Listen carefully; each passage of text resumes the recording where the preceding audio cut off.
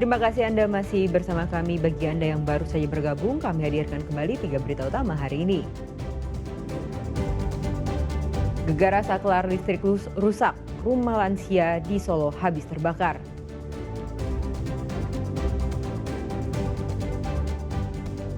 Kompleks Pemkab Boyolali jadi area balap liar, puluhan anak muda kena razia.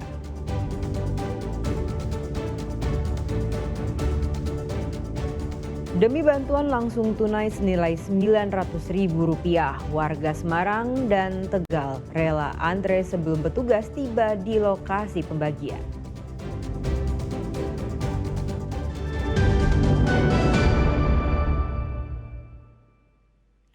Program makan bergizi gratis atau MBG turut mendorong perekonomian lokal, salah satunya bagi pelaku usaha susu sapi murni di Boyolali. Permintaan susu melonjak hingga 300% dan saat ini sudah menyuplai ke 20 satuan penyelenggara program gizi atau SPPG di sejumlah daerah.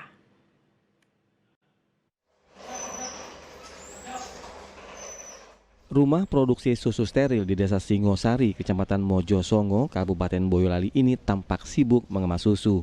Sejak program MBG diluncurkan pemerintah, permintaan susu steril di tempat ini meningkat tajam. Susu murni yang sudah steril dikemas di plastik dengan menggunakan mesin, lalu kemudian didinginkan untuk membuat susu tetap awet. Pemilik usaha susu mengaku jika permintaan susu yang menjadi menu MBG ini meroket hingga 300%, padahal sebelumnya penjualan cenderung sepi. Edwin mengaku awalnya hanya menyuplai untuk SPPG di Purworejo, namun kini permintaan meluas hingga Magelang, Sleman, Yogyakarta, Wonogiri, Solo, dan Boyolali. Total sudah 20 SPPG yang dipasok.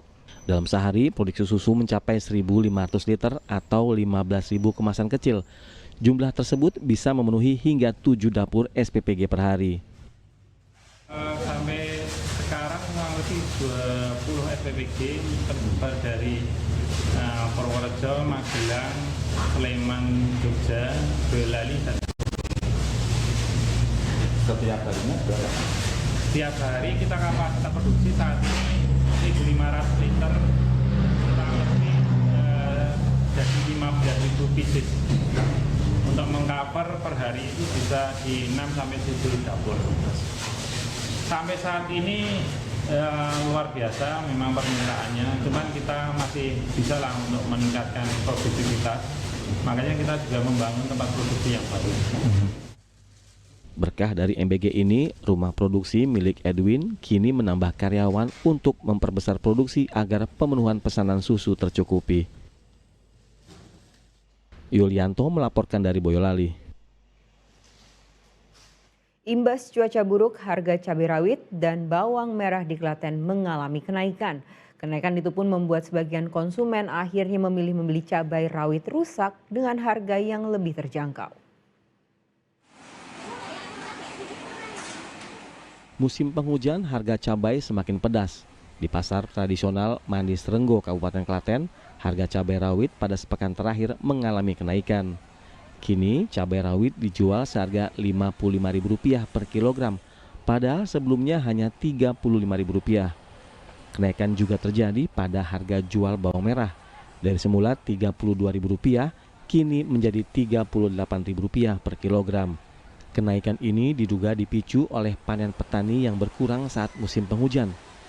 Dan untuk mensiasati harga cabai yang mahal, konsumen kini beralih ke cabai yang rusak. Untuk cabai rusak, harga yang dijual hanya Rp20.000 per kilogram. Juga Banyak yang pada buat jualan itu loh, buat sambel-sambel itu mau dia, buat sambel-sambel. kalau cabai rusak ini dijual berapa Bu per kilonya? 20.000. 20.000. Jadi selisihnya jauh ya sama yang cabai yang Jauh, kan separuh harga. Iya. Biasanya separuh harga. Selain cabai, apalagi Bu yang naik? Bawang merah. Sebelumnya berapa? Bawang merah itu seminggu yang lalu 32. Ya, sekarang Sekarang 38. Sementara untuk harga cabai merah besar masih berkisar Rp35.000 per kilogramnya. Krista Agung melaporkan dari Kabupaten Klaten. Bantuan langsung tunai sementara kesejahteraan rakyat sebesar Rp900.000 dicairkan. Warga dari Kota Semarang hingga Kabupaten Tegal rela mengantre meski berjam-jam. Bahkan mereka datang sebelum petugas tiba di lokasi pembagian BLTS Kesra. Pintu masuk aula kantor Kecamatan Mijen, Kota Semarang dipenuhi warga yang mau mencairkan bantuan langsung tunai kesejahteraan rakyat senilai Rp900.000. Padahal petugas belum ada yang menampakkan diri, tetapi warga memilih mengantre agar bisa dapat nomor lebih awal. Warga diwajibkan membawa surat undangan, KTP, dan kartu keluarga untuk bisa mencairkan bantuan tersebut. Meski menunggu dan mengantre tak jadi soal karena warga merasa bantuan Rp900.000 bisa membantu kebutuhan harian dan sekolah anak. Ya lumayan sih Mas. Datang jam berapa tadi?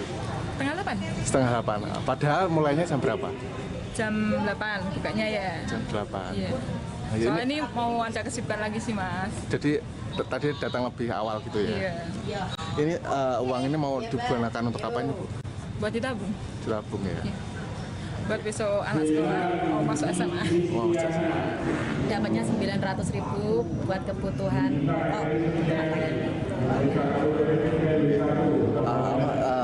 baru pertama dapat ini atau sebelumnya udah dapat ini? baru kali ini Mas. Nggak nyangka sih. Senang atau gimana ini Bu? Ya alhamdulillah senang. Agar tidak terjadi penumpukan, penyaluran BLT Kesra di Kecamatan Mijen, Kota Semarang dijadwalkan dalam 2 hari, yakni 28 dan 29 November 2025.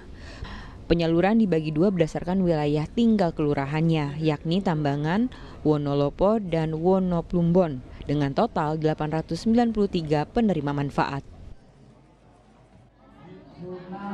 Pemandangan serupa juga terlihat di kantor Balai Desa Kabupaten Tegal yang dipenuhi warga pada Sabtu siang.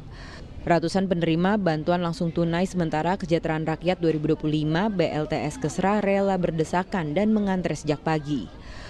Untuk menghindari insiden, panitia membagi BLT dalam beberapa sesi, waktu undangan, dan menyediakan tempat duduk khusus untuk lansia.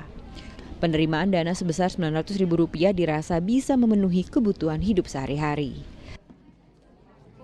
Ya, uang tunai Rp900.000. Rp900.000? Ya. Ini nanti uangnya buat apa? Buat beli kebutuhan sehari-hari. Sebelumnya sudah dapat bantuan belum? Belum, ini baru pertama kali. PKH, BPNT belum? Nggak dapat. Nah terus jadi kan dapat bantuan gimana? Seneng nggak? Alhamdulillah seneng Pak, buat mengurangi pengeluaran lah. Berdasarkan data Tunggal Sosial Ekonomi Nasional, jumlah penerima manfaat BLT sementara Kesra tahun 2025 di Kecamatan Jatinegara sebanyak 4.655 keluarga penerima manfaat. Ali Muftagirin, Kunchoro Wijayanto melaporkan dari Kota Semarang dan Kabupaten Tegal. Memasuki bulan Desember, Korlantas Polri memantau kesiapan jelang libur Natal dan Tahun Baru. Salah satunya kesiapan dari jalur tol Sumatera, Jawa. Bertempat di gerbang tol Prambanan Kabupaten Klaten, Kakor Polri mengecek kesiapan jelang libur Nataru. Dalam kesempatan itu, pihaknya memprediksi total lalu lintas secara nasional dari Jakarta menuju jalan tol Trans Jawa dan Sumatera bisa mencapai 2,9 juta kendaraan. Sedangkan untuk arus baliknya sedikit berkurang menjadi 2,8 juta kendaraan. Prediksi adanya pengurangan di arus balik libur Nataru karena tidak semua kendaraan yang mudik langsung balik pada 4 Januari 2026. Operasi Lilin baru tuntas setelah H+2 pekan. Saat ini jalan tol ruas Prambanan Klaten, Taman Martani, Sleman masih dalam pembangunan. Namun sudah rampung 85% atau 2 dari 12 km yang masih dibangun. Untuk Jasa Marga memprediksi terdapat 31.000 kendaraan pada puncak arus mudik dan 20.000 kendaraan dalam kondisi normal yang melewati tol Prambanan.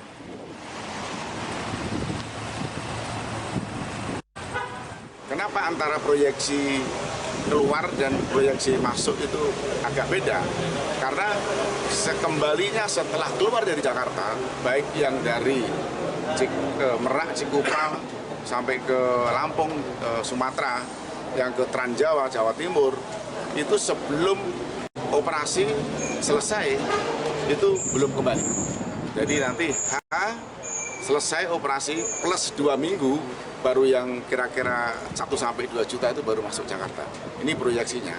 Maka dari itu hari ini khusus tol Banyudono, Klaten hingga Prambanan ini kami cek, dan saya juga nanti akan menyusuri dari Prambanan menuju ke Minamartani ya, Taman Martani yang sekarang sedang dalam pembangunan.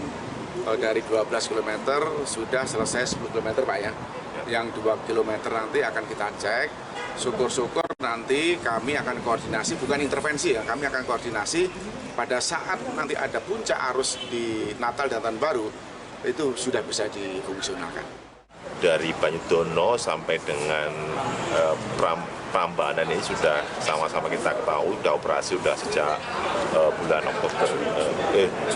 Juli yang lalu, artinya sudah tidak ada masalah. Kemudian yang menjadi pertanyaan adalah dari Prambanan sampai dengan Jogja, di mana saat ini memang masih dalam masa konstruksi.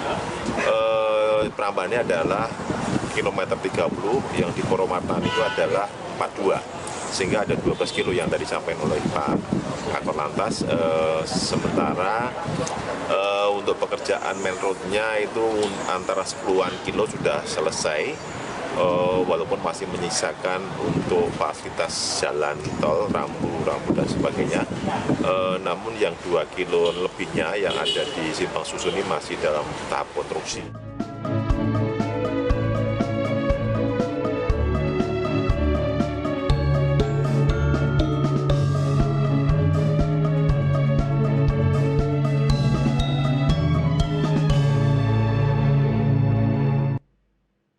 Informasi tadi mengakhiri jumpa kita di Berita Jateng. Jangan lupa pastikan Anda subscribe channel YouTube Liputan 6 SCTV Daerah.